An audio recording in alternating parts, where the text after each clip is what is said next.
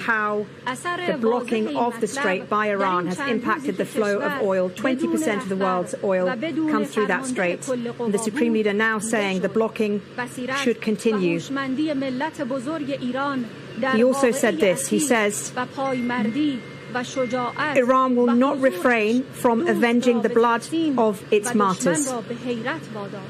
Iran will not refrain from avenging the blood of its martyrs. Of course, this statement is not being read by the Supreme Leader.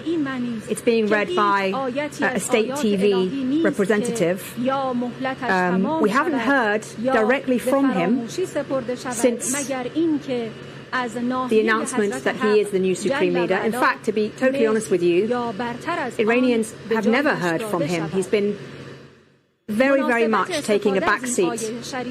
And don't forget, this man, the new Supreme Leader of Iran, lost his father, his mother, his wife, and his only child in those attacks on Saturday. So when we hear him saying things like, Iran will not refrain from avenging the blood of its martyrs, we know what he's talking about.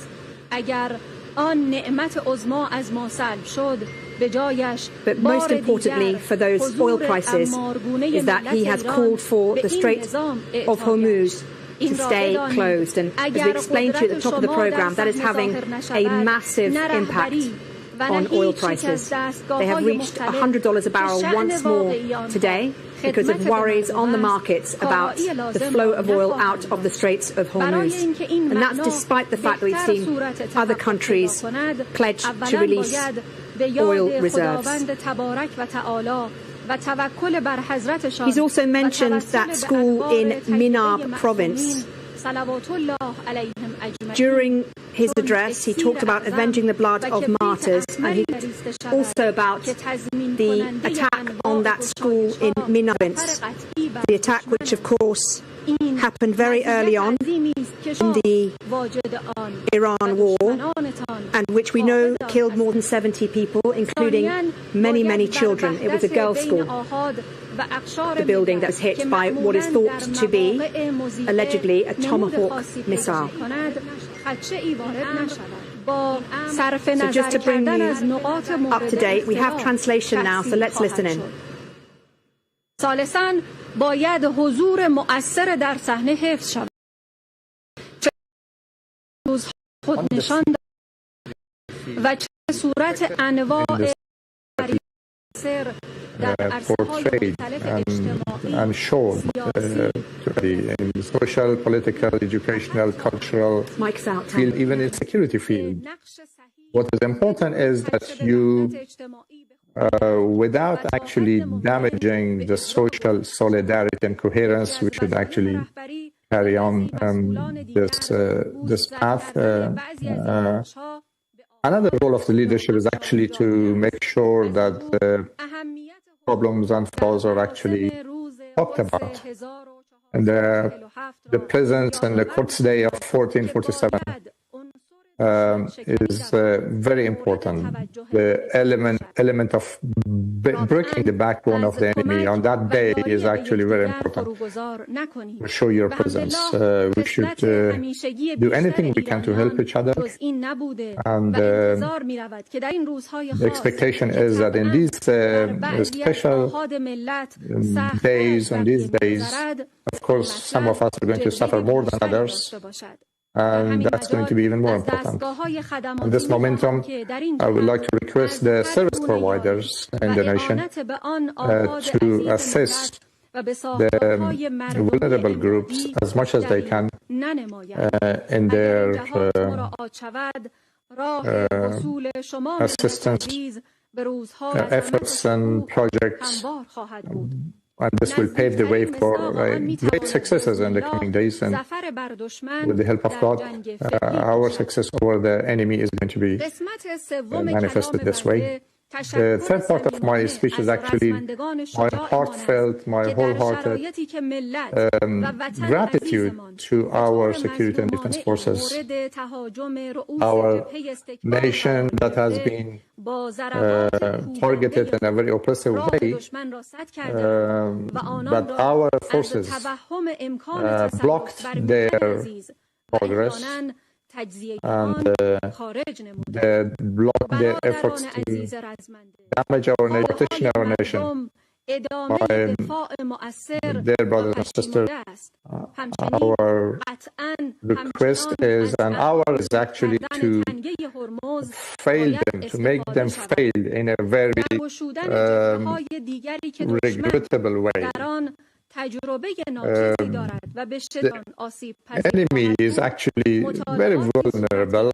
They cannot open new fronts. And we are going to open new fronts against the enemy if deemed necessary. I would also like to request the fighters in the response, the countries of the resistance front are our best friends, and the front of the resistance is an inseparable part of the values of the Islamic revolution, and the solidarity with different elements of these fronts is very important, and it will actually shorten the way towards the defeat of the Zionist regime.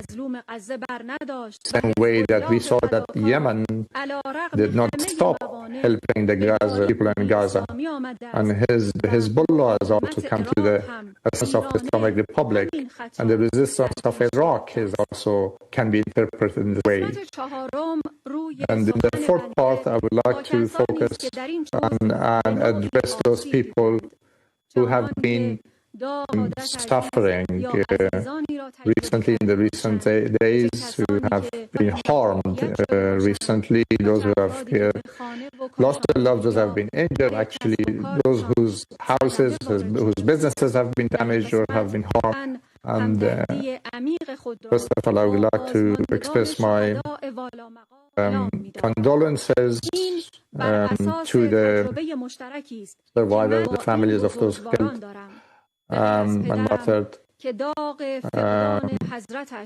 With the exception of my father, who has become so general, who's lost my wife, my dear wife, and my dear sister, who was always serving parents and who was rewarded this way spiritually for her child, and also my brother-in-law, my sister-in-law, they have joined the ranks of the martyrs.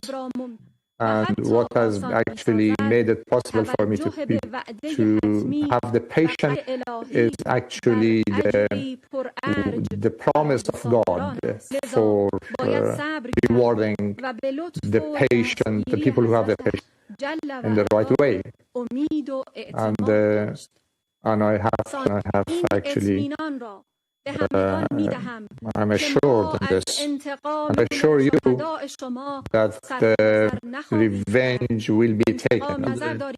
The people for all the martyrs, not only our leader, actually any member of the nation who has been martyred or will be martyred by the enemies will be added to the file of the revenge. Part of the revenge has already been carried out, but will be completely carried out. Until then, this file will be open, and the children who have been killed, that's even a more severe issue. The crimes that are intentionally being carried out by the enemy, who was carried out over the enemy regarding the school, the children's school, is of special attention and importance to us. And they are going to be the free health service, and they are going to be provided with the package of benefits and families of those children, and also other damages that have been inflicted on other places and properties of people, and they are going to be carried out as well, and as a duty that has to be carried out by all the responsible agencies of the government. They should perform their duties and report to me. Another point I would like to make is that we are going to actually ask for compensation from the enemies. If they refuse, we will actually freeze their assets and use their assets. If that's not possible, we will actually destroy their properties if they don't do that. And my message to some other countries in the region is as follows.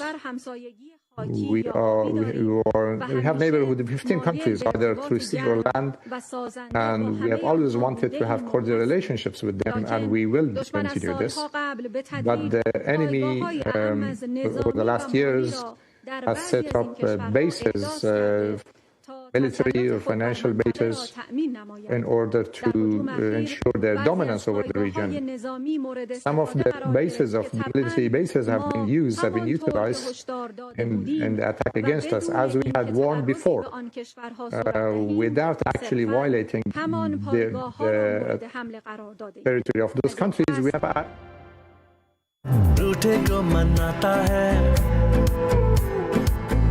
को मिटाता है चल से